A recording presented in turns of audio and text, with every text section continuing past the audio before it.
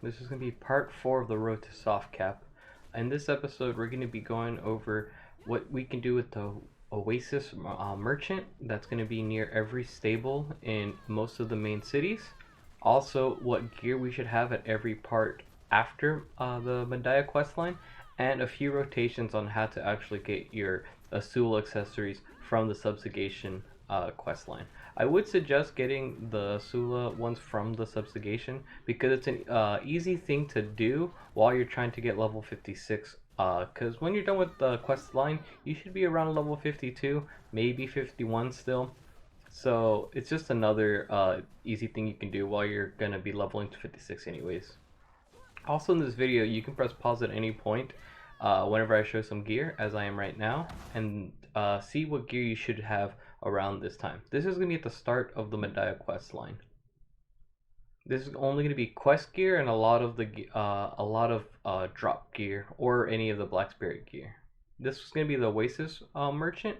The Oasis merchant will have a lot of the stuff we're going to need. Mostly the simple cron meal because it's going to help us grind a lot easier. And you might want to grab one traveler's map, that way you can get back to the city really easily. This is going to be the quest gear we have after we're done with the quest line. And then we can go to the first section of the subjugation area. This is going to be for the iron mine. Iron mine's pretty simple. All we're going to really be doing is going to the main rotation, which I would consider this big circle. And you basically just run around the entire circle, kill a mob pack at a time. There are a few mobs in here that are just completely impossible to kill easily, like this big guy. But outside of him, nothing in here will do any damage or be really tough. It's just going to be really tanky and take you forever to kill. You can kill them for fun, but if you're just looking to be efficient, you can ignore them completely. I kill them for fun just because they're there. You don't really have to. Up next is going to be the Rogue's Den. The Rogue's Den's another simple rotation where it doesn't really truly have one. So you would start off by going up that hill, then trying to find a violent mob in the valley. In this small valley or canyon, you just want to follow it all the way down until you're done with your subjugation quest line, and you'll be good to go. But the reason why we're trying to hunt down the violent mobs over anything else is because they have a high chance of dropping Blackstone, and they also have a high chance of dropping forbidden books. So it'll give you a pretty good boost in income. I think by the time I was done with this grind, I had about 6 or 7 books and about 10 Blackstones. So that was an extra 10 mil I didn't have before I started the grind. This is probably your most profitable area, so enjoy it while you can. And our next spot is going to be Helms. Helms is a pretty high density area as the other ones are. To start the rotation, we're going to stick to the left side of this circular canyon and just follow the mobs as where they spawn.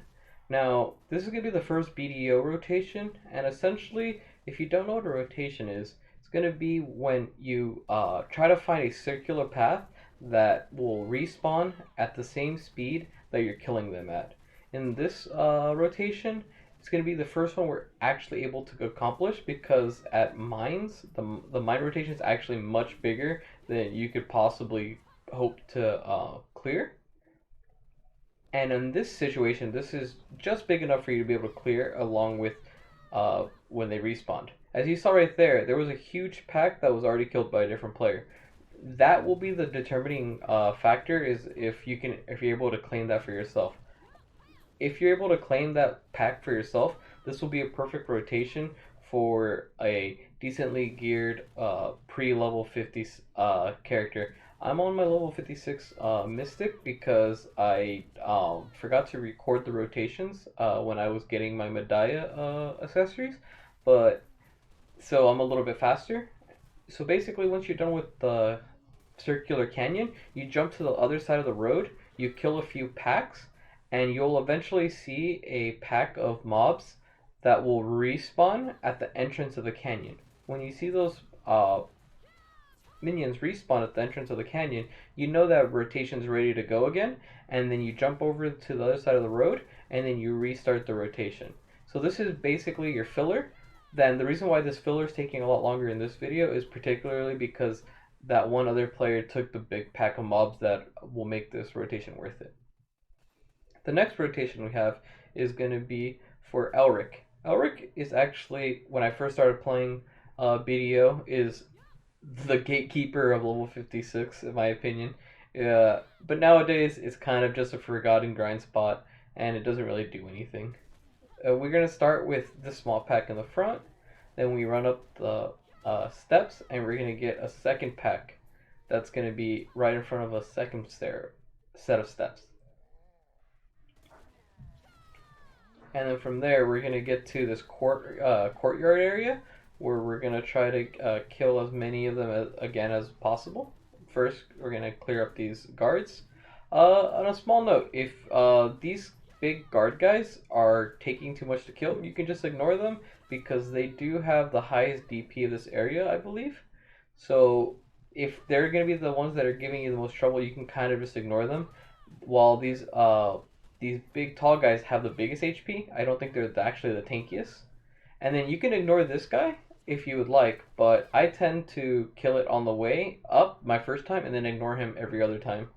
Then you're going to kill these guys in the little corner, and then we go up the stairs, and then we get to the big mobs, or the big area mobs. So you're just going to go up in the middle, then collect them all up.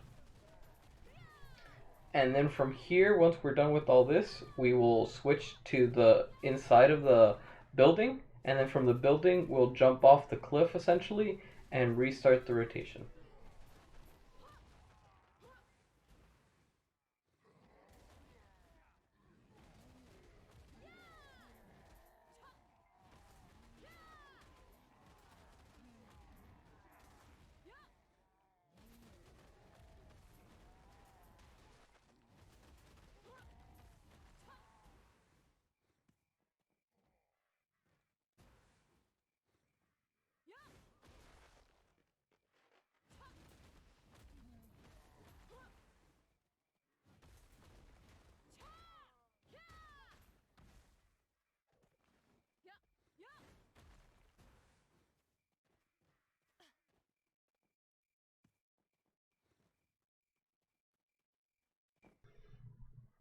And this is what your gear should look like after the Mediah questline and once you get all your Asula subjugation questline. If you're not level 56 by the time you've gotten all your Asula upgraded pieces, then you can go to Sawson's garrison and go to the main rotation until you hit level 56. Reason being is they have the best experience and the best money per hour that you'll find pre-level 56 without having to go to Valencia or any of the other zones. So this would be a nice way to get level 56, and from level 56 we have many more options that will open up to us once we're there.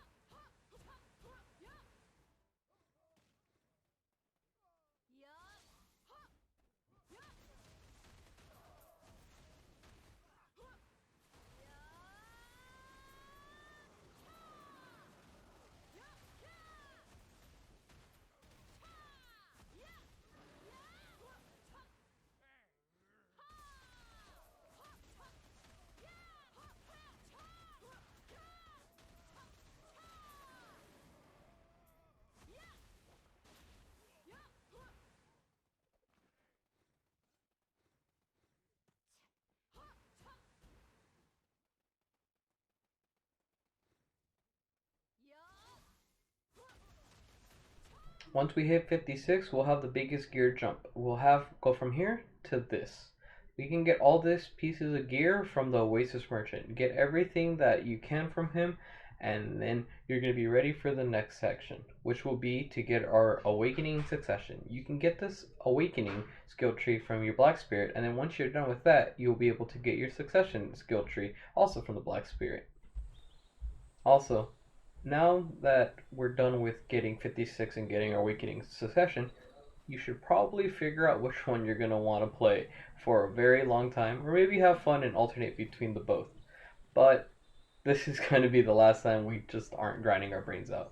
Because from 56 to 58, we're going to only be grinding at Polly's, and then from 58 all the way to level 61, we'll be questing, and then from there, we'll start grinding at Miramok all the way to 62, and if we still have a little bit of the Life Moon buff, we'll probably try to go for 63. That way we can save ourselves around 2 bill in accessory costs later on. With that being said, have a good one.